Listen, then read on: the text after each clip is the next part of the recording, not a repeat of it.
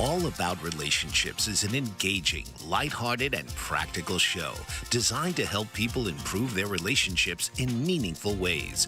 Hosted by Dr. Don Allen, a certified Gottman therapist, as well as an advanced trainer for the Institute. He is also certified in emotion-focused therapy.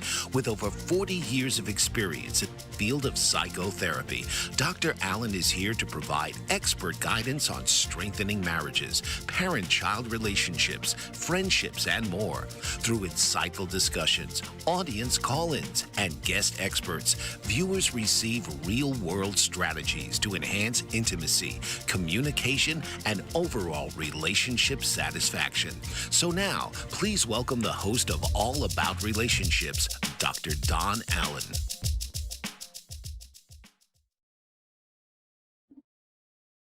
All right. Hello, and welcome to the show today.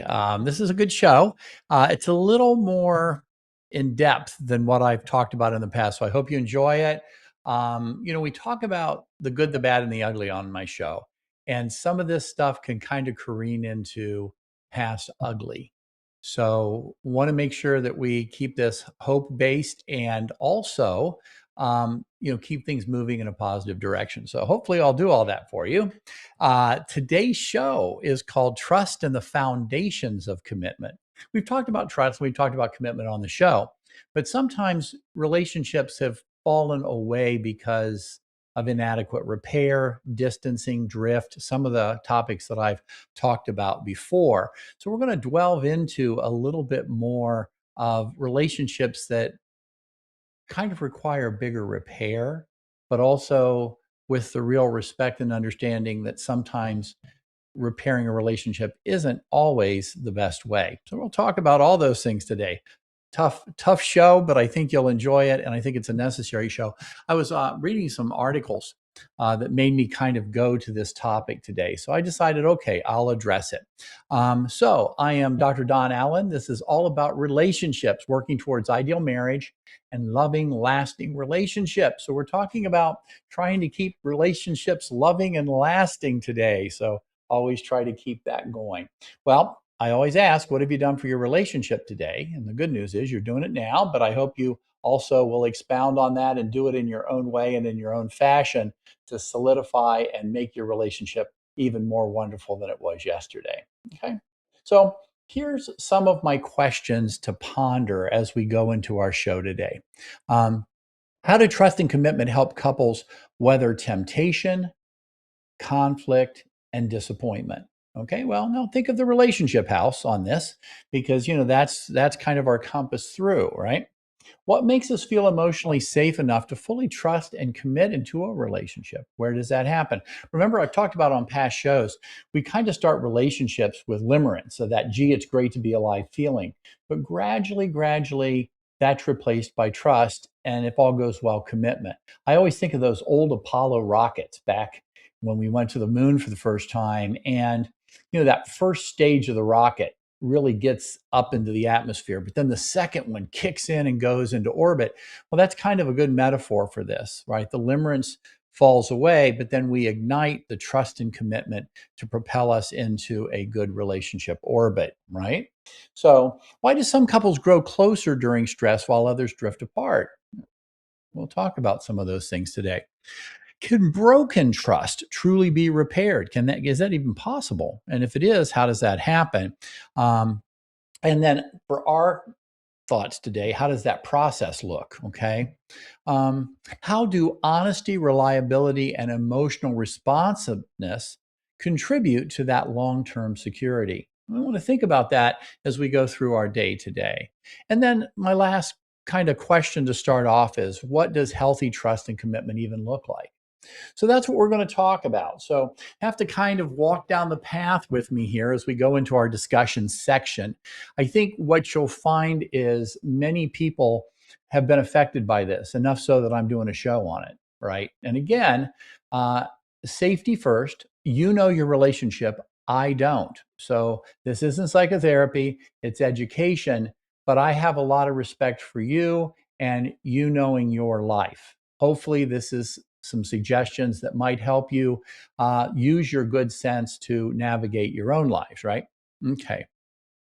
So what we need to look at is, um, first we need to start with us in a relationship. A lot of times we talk about couples and we, but I want you to start with yourself first.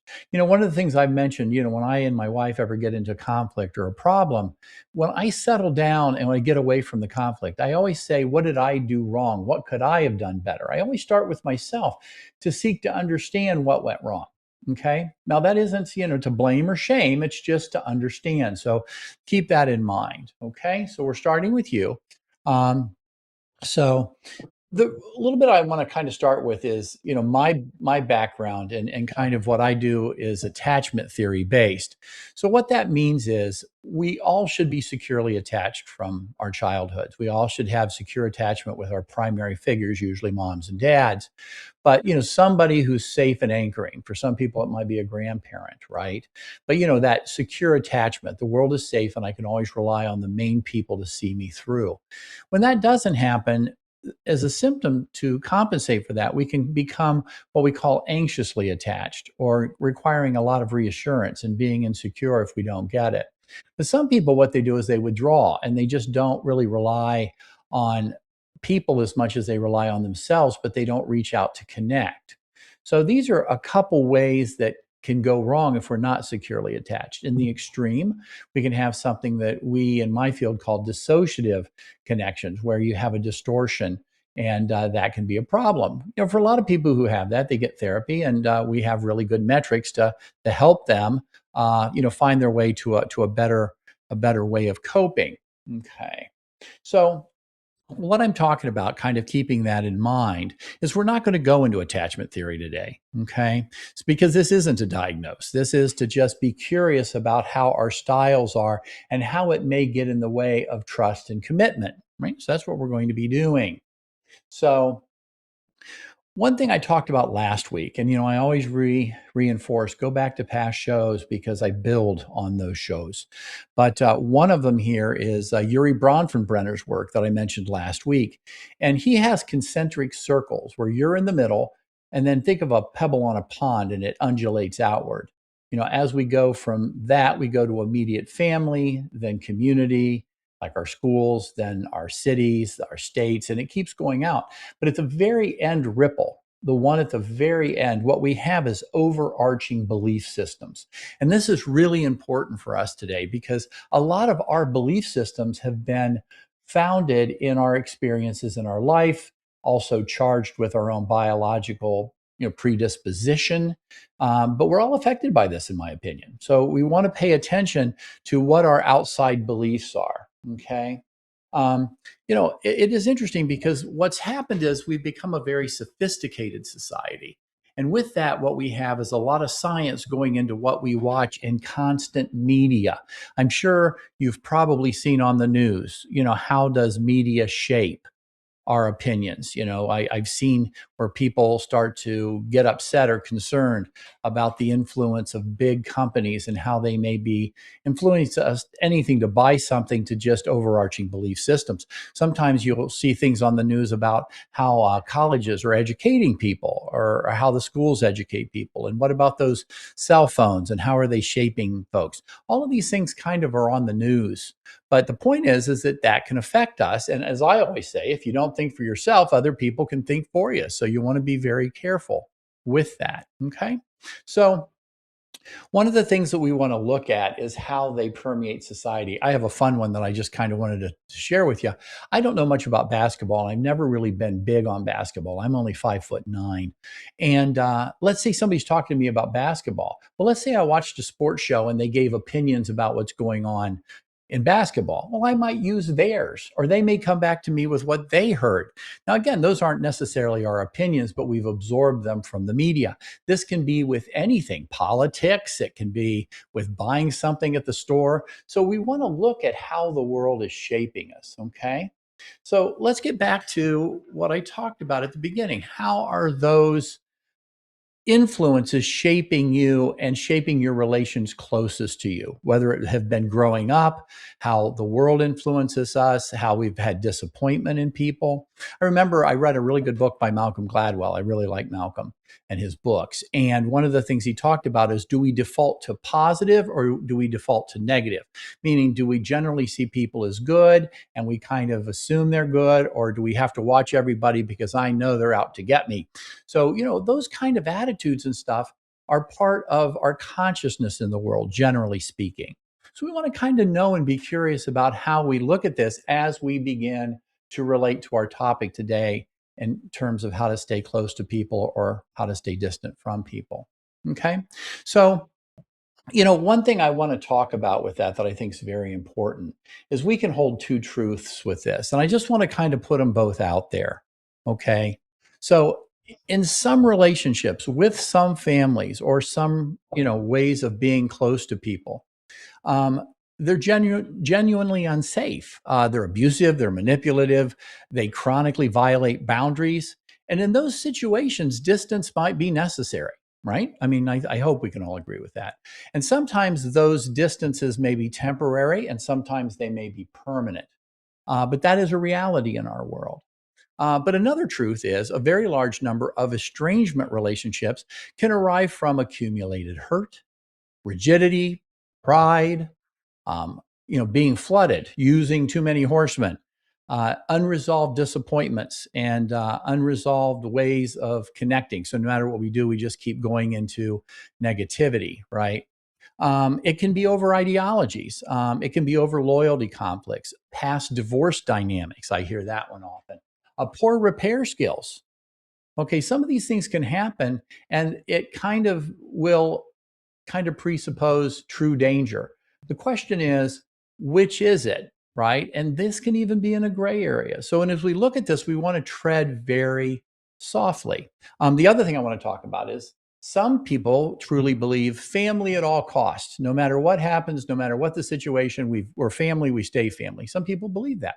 Other people want to cut off relationships whenever relationships can become difficult, and everything in between. This is not an either or, it's a range. But one thing I do know is people describe life as much more lonely these days. I mentioned how many people live alone versus in 1960s. So, the question becomes you and how you want to live your life and how you want to connect with people or not. Again, that is up to you. I don't know you. I don't know how that works. So I'm going to give you some education today to kind of help you maybe better navigate what you might like to do. Because I have heard folks that, would like to be connected and closer, but don't know how. And this isn't something that's new today. This is something that's been around forever, I think. Like I said in my show, 2,000 years ago or 2,000 years from now, will it probably still be true? And I think this one is one. So let's go ahead and go to break. And then we're going to talk about the mailbag and how some of this stuff shapes out in questions that people ask me. We'll see you shortly. Mike Zorek, a three-time California state champion in Greco-Roman wrestling at 114 pounds. Mike, blind since birth, was born in Hartford, Connecticut. He was a six-time national placer, including 2 seconds, 2/3, and 2/4. He also won the Veterans Folk-Style Wrestling twice at 152 pounds. In all these tournaments, he was the only blind competitor. Nancy Zorek, a creative spirit whose talents have taken her to the stage and into galleries and exhibitions in several states. Her father, a commercial artist who shared his instruments with his daughter and helped her fine-tune her natural abilities, influenced her decision to follow in his footsteps. Ms. Zorek has enjoyed a fruitful career doing what she loves. Listen Saturday mornings at 12 Eastern for the Nancy and Mike Show for heartwarming stories and interesting talk. Are you struggling to care for elderly parents or a spouse? Do you wonder if being a caregiver is making you sick? Are you worried about taking time off work to care for elderly parents and balance work, life, and caregiving? Has caregiving become exhausting and emotionally draining? Are you an aging adult who wants to remain independent, but you're not sure how? I'm Pamela D. Wilson. Join me for the Caring Generation radio show for caregivers and aging adults, Wednesday evenings, 6 Pacific, 7 Mountain, 8 Central, and 9 Eastern, where I answer these questions and share tips for managing stress, family relationships, health, well-being, and more. Podcasts and transcripts of The Caring Generation are on my website, PamelaDWilson.com, plus my caregiving library, online caregiver support programs, and programs for corporations interested in supporting working caregivers. Help, hope, and support for caregivers is here on The Caring Generation and PamelaDWilson.com. Well, again, I've given a lot of thought to the questions from the mailbag today to kind of shape our show. This is one of those shows that are a little more difficult. So I think it through, I guess, when I decide whether I want to put this on. I guess the other thing is, kind of who am I talking with today in regard to this? Because, if relationships are impossible, I respect you, right? There are some relationships that, you just don't want to pursue again. But what I put down here is for some of us, relationships may be ending not because repair is impossible or not indicated, but because repair has become unfamiliar or positive methods for resolve might not be known. I've talked to people in my life, and, people will say to me, I haven't talked to somebody for 20 years. I can't even remember why we started fighting. I just don't know. Or they might remember basically where the last incident happened, but they didn't feel like it rose to the occasion of distance, but that's where they're at. Right. So I want to talk about the different facets, and I also want to talk about the different angles that might be getting in the way when those of you out there are feeling like repair might be possible, but they have no idea how to do it. Okay, so listen to some of the questions we've got in the mailbag, and I think that'll help. Now, usually what I try to do is I try to answer one at a time, but I notice that the aggregate of these questions kind of form a general basis of communication. So let me just go through and give you some of the questions that are put up there. So first one, I grew up in a family where promises were constantly broken. So I struggle with trusting anybody completely. How do you build commitment when trust has always felt unsafe? Now, this is an example of a question where the person kind of brings the issue of trust and ambivalence to any relationship to the table. And you notice a lot of that's based on maybe fear. It might be based on just overarching pain from past relationships, or kind of looking to the future and expecting disappointment as a way of not only coping, but of protecting yourself. Okay. So the next question, Dr. Don, my adult daughter and I barely speak anymore. The painful part is that I honestly can't remember the original argument that caused all this distance. How does that happen? Like you said, I think, we could say it happens in a lot of ways, but the question becomes, where is it? What do you want it to be? And where do we go with this limbo, this just estrangement, I guess, on this one? So that's, again, these questions fit kind of together, don't they? This one is my father and I used to be close, but over the years, every conversation turned tense or defensive. Now we mostly avoid each other. Neither of us seem unwilling to make the first move because I think we both feel hurt. I know I do. How do relationships get stuck in this kind of emotional gridlock? Well, one thing I always want to bring up when I can, it's almost like my little advertisement from the Gottman Institute. You notice the words are speaking to the four horsemen: criticism, defensiveness, contempt, and stonewalling, right? So tense and defensive is one of the ways that got described in this. One thing I want to say to you, with whatever we're trying to do, love-based, avoid the four horsemen. And if you get flooded, just say, hey, I need to excuse myself and settle down a little bit, and then come back and repair, and then see where you are with the conversation. But, a lot of relationships starts out with needing a positive, caring tone with both hands open. So just remember that as I go along. But anytime I get a chance to even put that in here, I like to. All right. Next question. My mother and I have had the same unresolved arguments for nearly 20 years. We both say that we want peace, but every holiday, does that sound familiar? But every holiday, the tension comes right back. Is it possible for families to become just stuck in those old roles with those old wounds, and that becomes the most important thing in the conversation or the holiday? Well, again, back to my little commercials. If you have a day of special meaning, and by that I mean special holidays, formal and informal traditions, birthdays, any kind of thing where it's a special day. Make sure when you start your day, no conflict. Don't bring up old issues. Don't bring up past issues. Don't kind of interweave issues with it. Just go celebrate whatever you're trying to celebrate. It's just very, very, very important. Because if you don't, the argument that you had will suddenly appear at the next year's interval as if it was yesterday.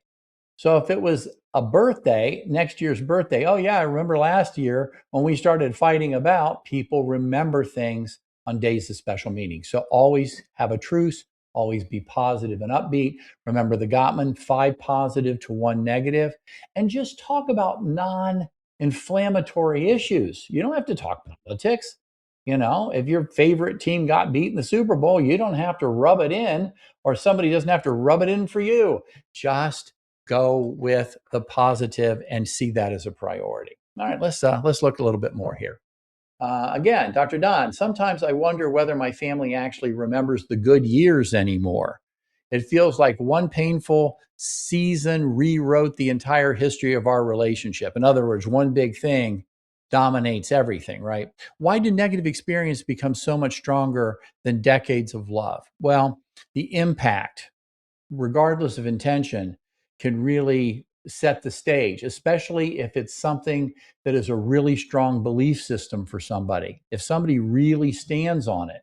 So let's say somebody's really Christian and you really offend Jesus. That's a big deal to people that are really religious. For example, I can go into politics, I can go into a lot, but people usually have strong beliefs about certain things that need to be respected. Okay, so we want to pay attention to that. The other thing too is, why do experiences become so much stronger? Well, remember from the Gottman research is negative experiences weigh more emotionally than positive ones. So what we know is a minimum. When you have a negative experience, you have to have 5 minutes of positive to equal that out. The way I say it to people is, if you put a $5 bill on the table, you need to put 5 ones to balance it. So if you have nothing but negatives landing like airplanes, that's going to impact. You add that over a strong belief system or some of the other negative experiences that we can put in, I'll talk about a little later. Well, it can parlay that into years of not talking. Okay. So let's see. Let's see if I got one more. Let me check my time. Yeah, I mean, this one, I finally reconnected with my dad after several years of distance. And what shocked me most was realizing that we had both spent years waiting for the other person to reach out first. I am sad we missed out on all those years of silence. Does this happen often? It can. It can. Now, again, I'm much more interested in you listening to what I'm saying and looking at your life and how these questions apply to you. And then we get back to that fundamental question: what do you want? What would you like? What would that look like? What would it look like if you had a good relationship with somebody, right? Sometimes I like, I'm, if I ever get my book written, but I have it in there, different levels and connections of relationships, right? So one of the things about that is that, sometimes when we have a stronger relationship with somebody, is they rely on us more in fundamental ways than somebody who just you meet in an elevator, right? So the thing is that when we start to miss out on those years, a lot of things could be interwoven into that disappointment and that distance, you see. Now, what did they say here? We spent years waiting for the other person to reach out first. Well, one of the things I mentioned when I first started with that is you want to be curious. How come? Okay, so why is it that I'm waiting? Well, what does it mean that I'm waiting? Well, what would it mean if I reached out first? Well, is that weakness? Is it vulnerability? How do you define that? So those kind of things you want to be honest with yourself about. But, when I talk about my fourth section of the show today, how to get a good look in the mirror and how to evaluate things in a way that can give you good feedback about yourself, certainly not to put you down or insult you, but to be, seeing all dimensions. My joke with that is, if I had mustard on my face right here, you could see it, but I couldn't, right? So if I have a trusted friend to say, hey, Don, check the mustard, I would be grateful. Oh, shoot, I have mustard on my face. I want to get that off. Well, we can do that with relationships too. And sometimes we don't know what we're doing may negatively impact somebody else, or maybe it doesn't impact me and my close friends, but you got to be really careful with how that might be impacting on somebody else, right? We all kind of know that if we tell jokes and stuff, who do you tell them to? What's appropriate, what's not? So those kind of things I think are real important to kind of weigh in with that. So those are kind of my questions. So what I would reflect on with this, because I purposely put those there, and I really didn't put a lot of notes to myself to talk to you about on this one. But what I do want to say is, and I want to underscore what I said at the beginning, the first thing you want to do is start with you and really kind of understand what's going on with you. You know, the old thing when you go on an airplane, you know, if the cabin should experience a loss of pressure, a bag will fall from the ceiling. Make sure the bag is securely fit to your face and you're breathing oxygen normally before you help the person next to you. So, if we're looking at not enough good emotional oxygen in the relationship, one of the things you want to do is to be grounded with where you are. And the other thing is, one big thing that Gottman talks about is accepting influence. It's right there in the relationship house in the conflict section. Accepting influence means you genuinely care and want to hear the feedback of the other person, not to fix it, not to give advice, but to really understand it. Then the other thing I get into, and you hear me talking about it all the time, is reciprocity. So, what you hope is when you're both hand open, really trying to understand what's going on with that person, that they want to come back and say, well, where are you at? Well, how does this impact you? Well, how could I do better? Well, what am I doing wrong that's been hurtful for you? Right? Now, let's say somebody says that to you. What's been hurtful? Well, if you hit them with a bunch of horsemen, well, another thing you do, and another thing you do, and you do that because I think you're really dumb. And by the way, now what you're doing is giving horsemen. That is not going to help. It's going to be negative. They're going to land like airplanes. And just one horseman, you have a 96% chance of this stuff going bad. So I'm going to get back to what I said earlier. You can't use them. So what you want to do is both hands open in curiosity, and you hope that from the other person, because you hope that they're doing the same thing. How do we find a way back? And where is that intersection point? Where do we intersect in a way where we can both stand, have honor, have respect, and remember fondness, admiration, loyalty, respect, right? Adoration, hopefully, eventually, and then reciprocity. That's some of the cornerstones of the friendship house, right? Knowing each other's internal world, accepting and giving positive bids for connection. So that's where a lot of this stuff has to be foundationally before you even get into the idea of talking to somebody else about your desire to be closer with them. Let's go ahead and take another break. We'll come back, and then I'm going to talk about some practical ways to maybe move forward if it's possible and your intention is to reach out. We'll see you shortly. Master of words, powerful player. What life-changing words can Dr. Janet Smith Warfield pull out of her magical toolbox that just might mysteriously open a door you never knew was there? A door to free yourself from fear forever. Transform your rage into right action. Release your guilt. Position you into a life of freedom, purpose, passion, power, and peace. All quite suddenly, unexpectedly, and almost miraculously, with no effort on your part. Join Dr. Janet on Dancing with Words, Dancing with Wisdom, as she and her guests show you how words map our experiences, immersing you in a sound bath that relaxes your muscles, opens your mind, and supports you in co-creating your extraordinary life.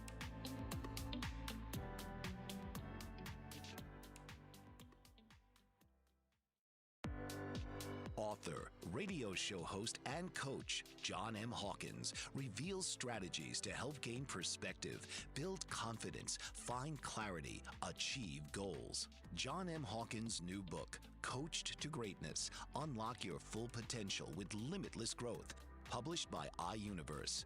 Hawkins reveals strategies to help readers accomplish more. He believes the book can coach them to greatness. Hawkins says that the best athletes get to the top of their sport with the help of coaches, mentors, and others. He shares guidance that helps readers reflect on what motivates them, rediscover and assess their core values, philosophies, and competencies, find settings that allow them to be the most productive, and track their progress towards accomplishing goals.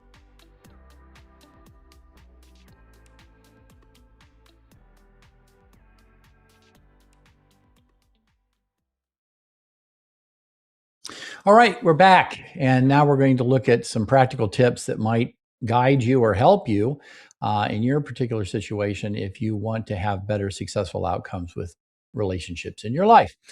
First, I always put up my identifying information here. So if you're interested in contacting me, please do. Remember, when you go to my show and you look at episodes, please click subscribe. Apparently, that's important. And one of the things I'm in charge of is content, but I have people who, tell me, Don, people need to click to say, hey, I'm watching your show and I like it. So please like it if you do, and definitely subscribe. So the other thing is, if you need to contact me, I've got a lot of really good information here that you can do this, and where to watch me. I mean, I do talk to people and say, oh my gosh, I was going somewhere and I listened to you on the radio or on the airplane or whatever. So, you can catch me in a ton of places. I have family in France because my mother was French, and she, 7 o'clock at night, they watch me live. So I'm all over the place if you need to talk with me.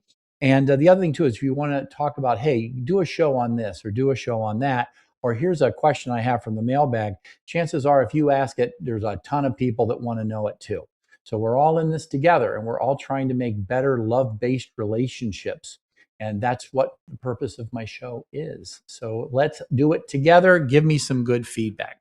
All right. So what we're going to talk about first off is styles and the good, the bad, and the ugly of repairing trust. Because relationships that are estranged, people don't trust to talk to each other, and it's affected their commitment. Now, sometimes the commitment is completely lost, but sometimes it's just really strained and people are distant with each other, but they're so committed to the relationship. There's a whole lot of permutations with that. Okay. So we need to look at this. So what I did was I put, before we try to repair a relationship, we first have to examine the lens through which we experience hurt, disappointment, and conflict. Well, now I'm getting back to what I talked about with Bronfenbrenner and the outside circle, our belief system. So for example, I just put some, these are not exhaustive, but they certainly are there, right? So some people approach pain through resentment. Okay, they get mad, they have resentment. Some through avoidance, some through over trying to connect with somebody, some through pride. Remember the old expression, pride precedeth the fall, right? I don't want to be prideful. I don't want to be. I'm just me and I do the best I can, and there by the grace. So just very, very important to try to check your pride at the door. I really try to do that. Some people do this through chronic self-protection.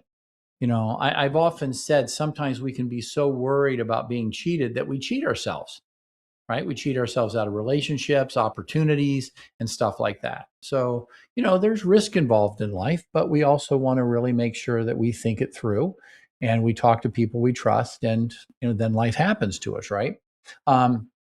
Sometimes, in a good way, people approach life through humility and curiosity. Which is what the Gottman Institute really talks about, and what you hear me say continually. You want to be curious. I wonder why that went wrong. Okay, if we grew up in a world where we just get shamed and blamed and criticized and stuff like that, I talked about it in my last show. People kind of learn what that is with the way people treat us, but we can shift that. We can make it so we use the technologies of the day so all of us can come in for the big win, right? So always seek to understand before we seek to fix, and be honest with ourselves, especially with people that we can trust and give us good feedback. Okay. So, part of what I want to talk about is that good, the bad, and the ugly. Okay. Now, remember, you're going to hear this on my show, and this is just one of my belief systems that actually is a very strong belief system for me.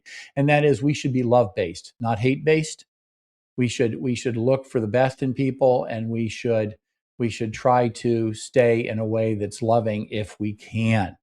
right? Back to the Desiderata poem. Insofar as possible, without surrender, be on good terms with everyone.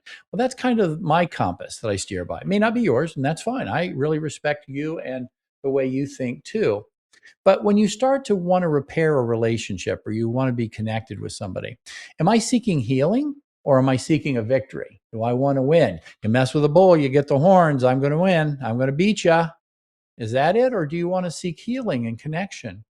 Have I become rigid in my interpretations? Now, this is one where I tell you the media can really shape us. Just be careful, right? The media can be a wonderful thing and it can be something that's you got to pay attention to. So just want to put that out there. Am I remembering only my injuries? Let's talk about how I got hurt. Let's not talk about how you're hurt. Let's talk about me and what happened to me. All right. Which one is it? Is it both? And to the degree, is it a healthy one? And is it love-based, right? Okay. So am I only remembering my injuries? Have I contributed to the distance? What have I done? Now remember, this is very important, and you've heard me say this on the show before. Intention versus impact. Intention versus impact. And what that means is I may not intend to do something, but the impact on somebody is very real. My wife and I last week were just leaving my office, and somebody ran the red light and just really hit us. And I don't think that person probably intended to, but the impact on my car was pretty sizable, right? She just ran a red light and really hit us. So impact versus injury basically means that sometimes when you talk to somebody in a relationship, you didn't mean to hurt their feelings, but that was the impact. Let's say you told a joke to somebody that was not well received by them. Well, maybe you didn't have any idea it wouldn't be well received, but intention versus impact. So again, repair is necessary, right? Okay. Am I willing to hear painful feedback? Now, this gets back to if I have mustard on my face, right? If I've done something wrong and I need to know it, own it, and repair it, and then change my behavior, am I able to do that? Now, this is, again, I'm going to say is real important. When people give information back and forth, they don't use horsemen and they don't say it when they're flooded, because all of a sudden, this is going to be unwieldy and you already potentially have a fragile connection, right? The other one too, have you got a lot of pride, or is the hurt really hardened your heart? This one is the one I mentioned earlier that starts to go to belief systems, right? So people really hold firm to certain belief systems. And when you violated those belief systems or you violated your loyalty to something else, people can have long memories about it, right? And then what we can do is a fixed opinion about the person we're talking to when we haven't stopped to really understand it. Okay. So remember, Gottman stuff, accept influence, really listen to the person that you're talking to in a way that you really want to understand. Have humility, both hands open, gentle startup, right? When this happens, I feel this, what I need is that. What do you need? What do you want with that, right? And then be careful with negative sentiment override. We're trying to develop in the relationship house the positive perspective, where we assume the positive about our people. So we really have to pay attention to that and make sure that that's kind of one of our guiding compasses if we want to let Gottman's research really give us the best chance for success. Okay. Now, I'm going to say again, we also have the bad. If you believe your relationship falls into the category of abuse, danger, chronic destruction, then you have to really evaluate that, right? You really have to look at that. So one of the ways that we do things that are bad, just heads up, is we rehearse grievances in our head and we stick to our point of view. We assume motives of the other person. We really haven't decided whether that's true, and we really haven't asked, accepting influence. We just assume the motives are bad. Or maybe we're defensive and we just want to be defensive. Let's say we're scorekeeping. Well, you did this 3 times and, that really made me mad. I only did it once, but you did it 3 times. Watch that. If you see it happening, be careful with that. The flooding is what I talked about earlier. Flooding is when you have a biological reaction to the argument to where your thinking brain shuts down. So please go back to my flooding episode and really look at that, or read the Gottman information, or go to the Gottman Institute and look at flooding. Because when you're flooded, you've got to stop talking. because you're not thinking with your thinking brain, you're thinking with your reactive brain. And there's a whole lot that goes to that I'm not talking about today, but be careful. Okay. Waiting for the other person to move first and having negative intentions with doing so. So the other one I put down here, and again, this is not an exhaustive list, but on the bad list is fear moving towards the need for power and control. I need to control things. You mess with the bull, you get the horns. If I'm angry, somebody has to pay, right? Those kind of things are very destructive to relationships. And then you can really get that on steroids when you get physical violence and a whole lot of other things that I'm not going to go into.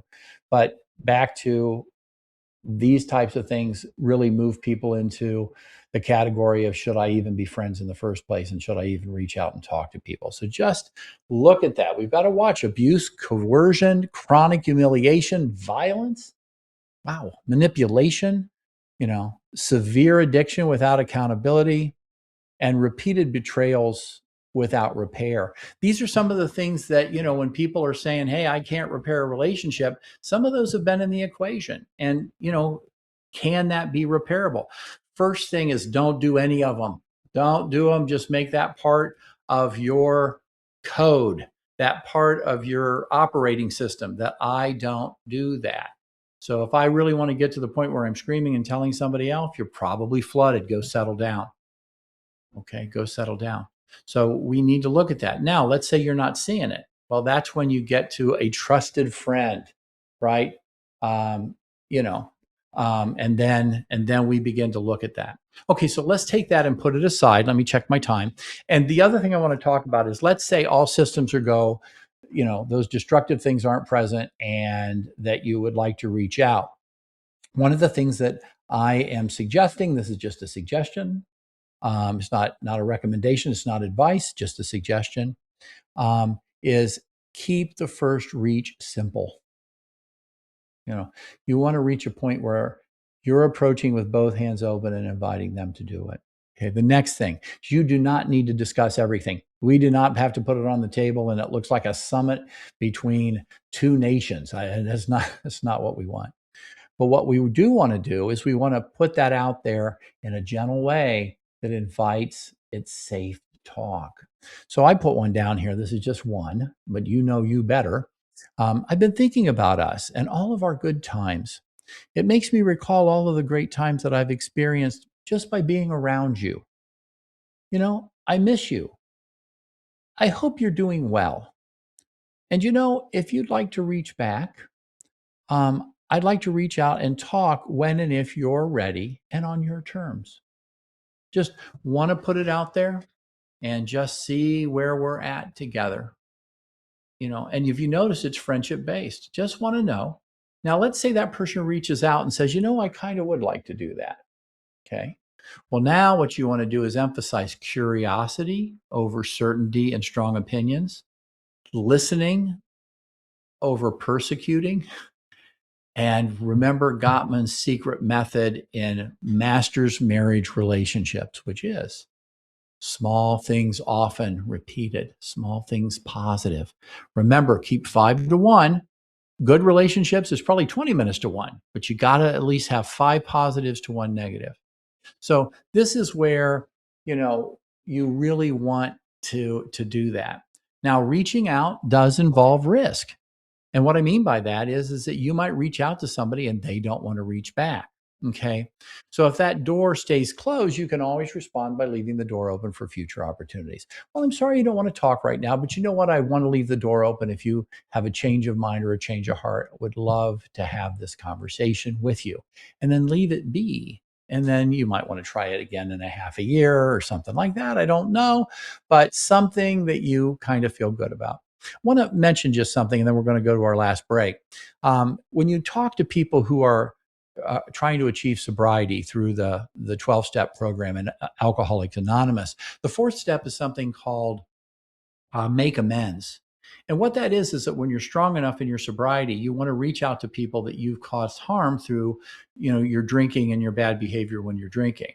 Now, some of the people you go up to and say, look, I just really want to make amends. I'm sorry. That was when I was under the throes of alcoholism and I'm not now, but I really hurt you and I'm sorry. Some people might say, thank you. Let's see about being friends again. But some people may say, you know what? When that was happening, it was too hurtful. I don't want to go back. I don't want to be your friend. Let's just go our own ways. What that does is a couple things. It's painful because you hear that somebody's rejected you. But the other side of it is that you've done the best you can to make amends. You can forgive yourself and move forward with wisdom to start new relationships and have a better life, which is what that's meant for. If not, that kind of thinking can lead back to relapse. You don't want that. So this is just an example. Okay. So we're going to go ahead and go to break, and then I'm going to talk a little bit about something we can do this week to build on what I've talked about. We'll see you shortly. Are you struggling to care for elderly parents or a spouse? Do you wonder if being a caregiver is making you sick? Are you worried about taking time off work to care for elderly parents and balance work, life, and caregiving? Has caregiving become exhausting and emotionally draining? Are you an aging adult who wants to remain independent, but you're not sure how? I'm Pamela D. Wilson. Join me for the Caring Generation radio show for caregivers and aging adults, Wednesday evenings, 6 Pacific, 7 Mountain, 8 Central, and 9 Eastern, where I answer these questions and share tips for managing stress, family relationships, health, well-being, and more. Podcasts and transcripts of The Caring Generation are on my website, PamelaDWilson.com, plus my caregiving library, online caregiver support programs, and programs for corporations interested in supporting working caregivers. Help, hope, and support for caregivers is here on The Caring Generation and PamelaDWilson.com. Master of words, powerful player. What life-changing words can Dr. Janet Smith Warfield pull out of her magical toolbox that just might mysteriously open a door you never knew was there? A door to free yourself from fear forever. Transform your rage into right action. Release your guilt. Position you into a life of freedom, purpose, passion, power, and peace. All quite suddenly, unexpectedly, and almost miraculously, with no effort on your part. Join Dr. Janet on Dancing with Words, Dancing with Wisdom, as she and her guests show you how words map our experiences, immersing you in a sound bath that relaxes your muscles, opens your mind, and supports you in co-creating your extraordinary life.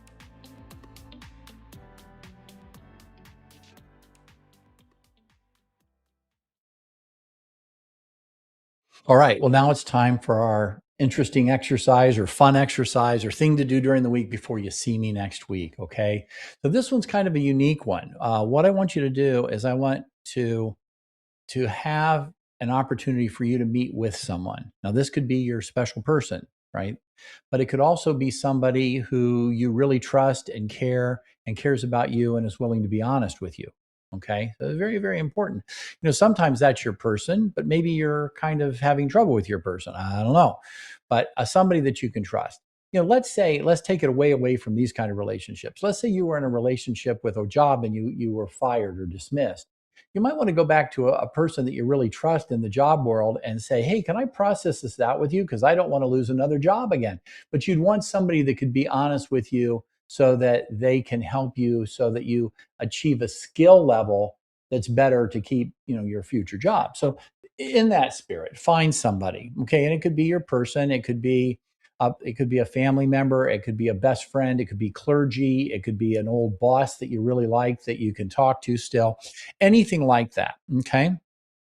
Next, whenever you do these things, make sure what you're about to achieve is love-based, not, power and control based or negative based or those types of things. You want to go to the good, not the bad or the ugly.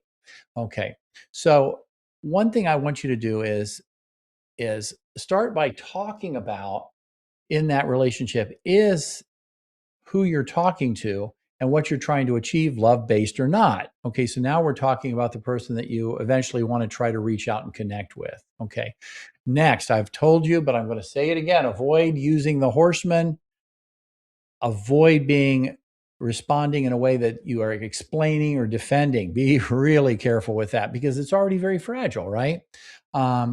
So one thing you want to do is say, okay, let me see how this works? What do you think is happening for me? And really listen to the person's feedback and insight. Remember, you're seeking to understand before you're seeking to fix. Okay. And with that, what you're doing is you're preparing this consultation with this person as to whether or not you should reach out to the person you're estranged to. And the other thing is you're trying to make a plan that offers the best opportunity for you to have an intercept point where you can really listen and connect. Okay. The other thing is you're asking this person to do it. So if they're giving you feedback, you don't want to get defensive with them. You want to say, thank you. I appreciate it. Regardless of whether you agree with them or not, you might want to look at how could they be right versus the other one. Okay. So just very, very important that you're seeking to understand and you're accepting the influence and you're appreciative of that person. So once you get finished with all of that, you might want to talk about, okay, do you think me reaching out to this person would be feasible? How would you do it? How would you think it would be a good thing? Sometimes people use an intermediary to test the waters. They have a mutual friend that can do that.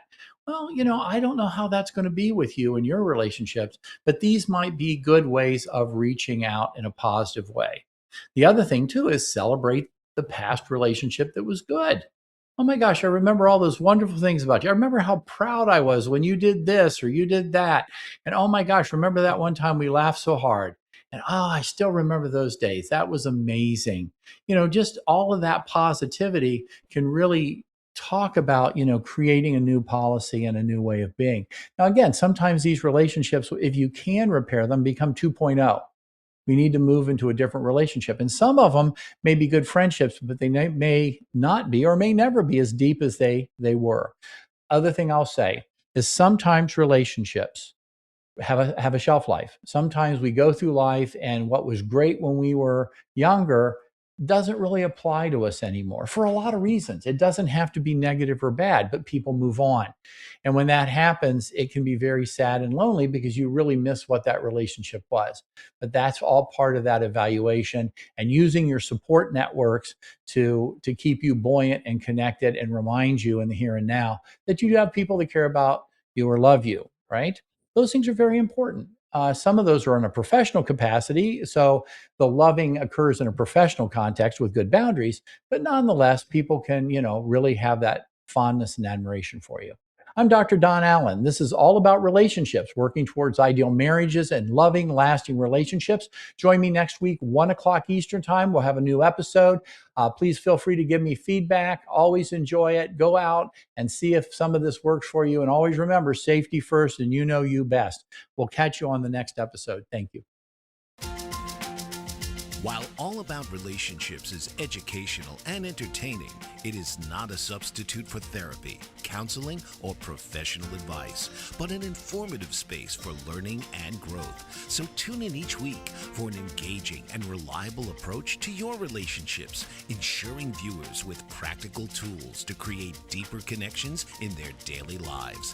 Whether tackling conflict resolution, emotional intimacy, or family dynamics, this show is your go-to resource for anyone looking to foster healthier, happier relationships in a supportive and lighthearted environment. Every Wednesday, 1 p.m. Eastern.